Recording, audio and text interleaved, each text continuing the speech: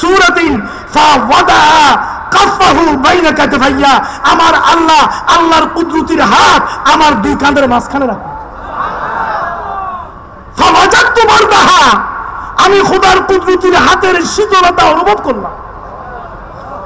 আলহামদুলিল্লাহ বলেন না, আমি শীতলতা অনুভব করলাম এবং আমি সেটা আমার মুখে অনুভব করলাম।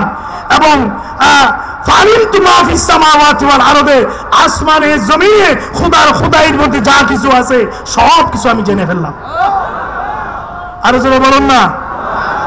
এজন্য তাবৎ কালের স্কলাররা বলেছে মুহাম্মদ সাল্লাল্লাহু আলাইহি ওয়াসাল্লাম শুধু একজন ধর্মবেত্তা নন, উনি একটা রিলিজিয়ন শুধু দেন নাই, উনি একটা জাতি দিয়েছেন। সুবহানাল্লাহ বলবেন না? এই নেশন উনি একটা জাতি দিয়েছে, শুধু একটা জাতি দেয় নাই, ওনার আদর্শ ভিত্তিক ওই জাতি পরিচালনার জন্য উনি এ ওয়েলফেয়ার স্টেট, একটা কল্যাণময়ী রাষ্ট্র উপহার দিয়েছে। যেই রাষ্ট্রের সম্পর্কে নবী বলেছেন, এই রাষ্ট্রের এই মাথা থেকে পশ্চিম মাথা থেকে পূর্ব পর্যন্ত, পূর্ব থেকে পশ্চিম পর্যন্ত রাত্রির গভীর অন্ধকারে অমাবস্যার রাত্রে একটা সুরসী সুন্দরী যুবতী নারী যদি একটা স্বর্ণের গাঁঠুরি নিয়ে এই মাথা থেকে সেই মাথা পর্যন্ত অমাবস্যার রাত্রে চলাফেরা করে, পৃথিবীর মানুষেরা আমি নিশ্চয়তা দিলাম ওই যুবতী তম্বী তরুণীর ইজ্জত মালের কোনো অনিরাপত্তা হবে না। সেই কল্যাণময় রাষ্ট্র মুহাম্মদুর রাসূলুল্লাহ সাল্লাল্লাহু আলাইহি ওয়াসাল্লাম বিশ্বের মানুষকে উপহার দিয়েছেন। সেই কল্যাণময় রাষ্ট্র সমাজ কায়েম করতে আমরা রাজি আছি কিনা? এই জন্য বলুন, রাজি আছি কিনা আমার বন্ধুরা, আমার ভাইয়েরা? আমি খুব বেশি অগ্রসর হতে পারিনি। মুজিবুল হক শুকুর সাহেব এসে বলল যে সময় আস্তে আস্তে শেষের দিকে যেতে হবে। হ্যাঁ, ইনশাআল্লাহ আমি আল্লাহর শুকরিয়া আদায় করি আমরা সবাই যে একটা প্রতিকূল পরিবেশের ভিতরে এই মাহফিলটা দেখলে মনে হয় না বাংলাদেশের এই অবস্থা। কি বলেন, ঠিক কিনা? জোরে বলুন না, ঠিক কিনা? এটা দেখলে বাংলাদেশের চিত্র ফুটে ওঠে না, মনে হয় যেন গোটা বাংলাদেশটাই কোরআনের একটা বাগান। এই বাগান গোটা বাংলাদেশের 85,000 গ্রামে আমরা চাই কিনা? কথা বলুন, চাই কিনা? কোনো ভয় নেই।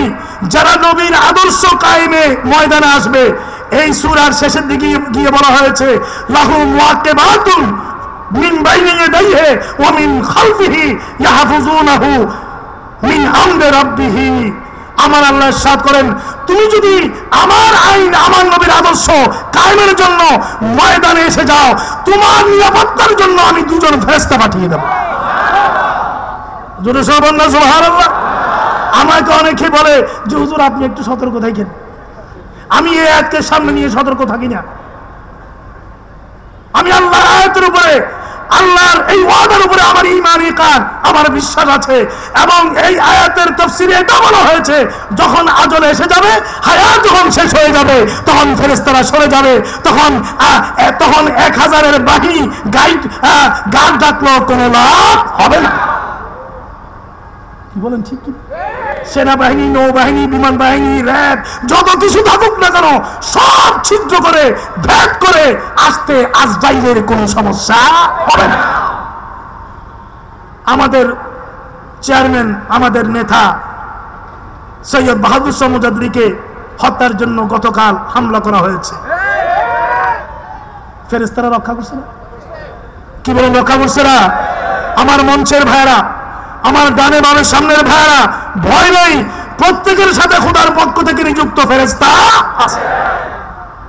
এবং আল্লাহ পাক ইরশাদ ফরমাচ্ছেন, ও বান্দা শোনো, ইন্নাল্লাহা লা ইউগাইয়িরু মা বিকওমিন হাত্তা ইউগাইয়িরু মা বিআনফুসিহিম। যদি তুমি দেশ জাতিকে ঠিক করার সিদ্ধান্ত না নাও, তুমি যদি দেশ জাতিকে ঠিক করার সিদ্ধান্ত না নাও, আমি আল্লাহ নিজে এসে ওটা করে দেব না। ওটা আমি আল্লাহ করে দেব না। আগে আমাদেরকে আমাদের দেশ ঠিক করার জন্য নিজেকেই চিন্তা করতে হবে। এবং আল্লাহ আমাদের সাবর মারছেন, ওয়াইজা আরাদাল্লাহু বিকওমিন সুআন ফালা মারাদ্দালা। আমি যখন কোন জাতিকে ধ্বংস করার সিদ্ধান্ত নেই, তখন কেউ আমাকে ঠেকাতে পারবে না। আজকে বাংলাদেশের যেই সমস্যা, এটার মূল কারণ হচ্ছে 16 কোটি মুসলমান এখানে বসবাস করে, 3 লক্ষ মসজিদ এখানে আছে, হাজার হাজার মাদ্রাসা আছে, লক্ষ লক্ষ আউলিয়া কামের মাজার আছে। ঠিক কিনা? কথা বল না, ঠিক কিনা? আছে কি নেই? আবার বন্ড বাজারও আছে না? আছে কি নেই? বন্ড বাজারও আছে কি নেই? হায় হায়, বন্ড বাজারও আছে। যেখানে শরীয়ত নাই সেখানে তরিকত আছে নাকি? আমাদের এক ফকির বাংলাদেশে খুব বিখ্যাত, উনি একটা কাব্যগ্রন্থ লিখলেন। ওখানে উনি লিখলেন, ওই কাব্যগ্রন্থ মধ্যে উনি লিখলেন যে আমি মন মন্দিরে পূজা দেব, নামাজ পড়বো দিল কাবায়। আমি মন মন্দিরে পূজা দেব, নামাজ পড়বো দিল কাবায়, মসজিদে মন্দিরে যেতে বলো না আমার। আমি দিল কাবায় নামাজ পড়বো, মসজিদে যাব না। কোথায় নামাজ পড়বে? বহুত ফিসাব আছে, নামাজ নাই। আছে কি নেই? নামাজ পড়ে না, নামাজ পড়ে না, আছে কি নেই? মুরিদরা বলে যে আমার বাবা তো নামাজ পড়ে মক্কা শরীফ। কোথায় নামাজ পড়ে? মক্কা শরীফ। এখানে কোথায় পড়বে? ইমাম আছে নাকি? মসজিদ আছে নাকি? সব হারাম, টাকা পয়সা দিয়ে হয়েছে। আমার মক্কা শরীফে নামাজ পড়ে। তো বাবা গেছে একটা মাহফিলে। এখন মাহফিলে গিয়ে বাবা খুব খাইছে, ফিসাব মানুষ, খাইতে খাইতে খাইতে খাইতে একবারে গর্দান মোটা হয়ে গেছিল, একদম পেট পিঠ ফিসাব। তো এখন খুব খাইলো। এখন আসার সময় পথে ফিসাবের প্রাকৃতিক ডাক পড়ছে, প্রকৃতির ডাক বুঝুন তো, পায়খানা ধরছে আর কি, পায়খানা আর কি, পায়খানা ধরছে। এখন গ্রামে গঞ্জে এখানে সেখানে কোথায় যাবে, কি করবে? আর এটা ধরলে প্রেসিডেন্ট, প্রধানমন্ত্রী, মন্ত্রী, মিনিস্টার, আলেম ওলামা, পীর মশাই কাছে নাকি? মুহূর্তে ওয়াখানাল ইনসানু দাইফা শেষ। পিসাবের চেহারা দেখে মুরিদরা বলতেছে হুজুর এরকম করে কেন, কি হয়েছে? হুজুর এক সময় নেয় না, দৌড় দিছে, তাড়াতাড়ি দৌড় গিয়ে একটা জমিনে বসে গেছে। কি করবে আর? জমিনে বসে গেছে। এখন জমিনের মালিক এক বিরাট লাঠি নিয়ে আসছে, আরে মিয়া নামাজ পড়ার সময় মক্কা শরীফে, আর হাগু করার সময় নিয়ে আমার জমিনে মাইর আরম্ভ করছে। কিন্তু মুর্শিদে বড় হক আছে কিনা? কথা বলা আছে কি নাই? হুজুর কেবলা মুর্শিদে বড় হক আল্লামা তাহের শাহ মুদাজ্জিলুল আলী যখন বাংলাদেশে আসে, তখন নামাজ ভিত্তিক কর্মসূচি, কথা বলেন ঠিক কিনা? নামাজ ভিত্তিক কর্মসূচি। ফজর কোথায় ইমামত করবেন, জোহর কোথায় ইমামত, আসর মাগরিব এশা কোথায় ইমামত, জুমার নামাজের খেতামত কোথায়? নামাজ ভিত্তিক তরিকতের কর্মসূচি।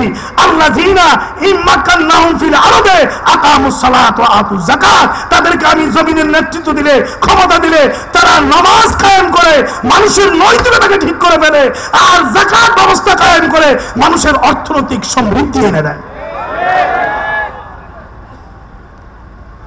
আল্লাহু আকবার বলেন। আমার বন্ধুরা, তাই আল্লাহ আমাকে সাফল মারছেন যে তুমি এইভাবে তুমি তোমার নিজেকে ঠিক করো, সমাজকে ঠিক করো, রাষ্ট্রকে ঠিক করো। এর বিনিময়ে আমি আল্লাহ তোমাকে এমন ভাবে দেব জান্নাত আদনিন। এবং আল্লাহ আমাকে সাফল মারছেন এটা এমন একটা জান্নাত, ওয়াল মালাইকাতু ইয়াদখুলুনা আলাইহিম মিন কুল্লি বাব। সুবহানাল্লাহ বলেন না? এমন জান্নাতে তোমাকে আমি পাঠাবো।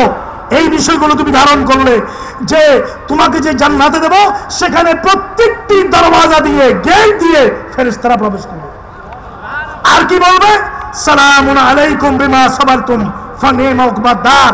ও জান্নাতি, তুমি পৃথিবীতে দায়িত্ব পালন করে এসেছো, তোমার উপর আল্লাহর পক্ষ থেকে সালাম, সালাম ফানিমা উকবাদ দার।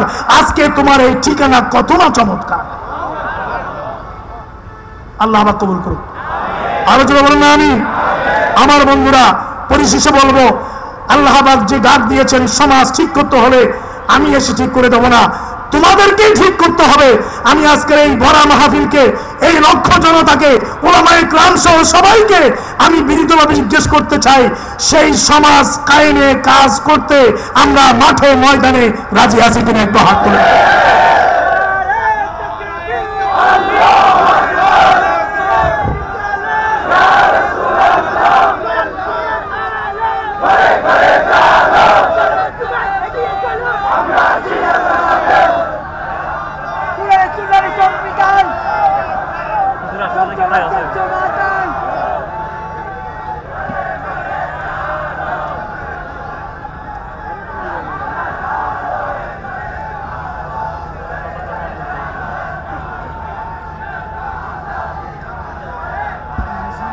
নারায়ে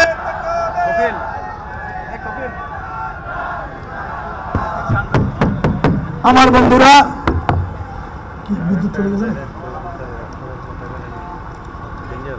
আমার কথা এখানে শেষ।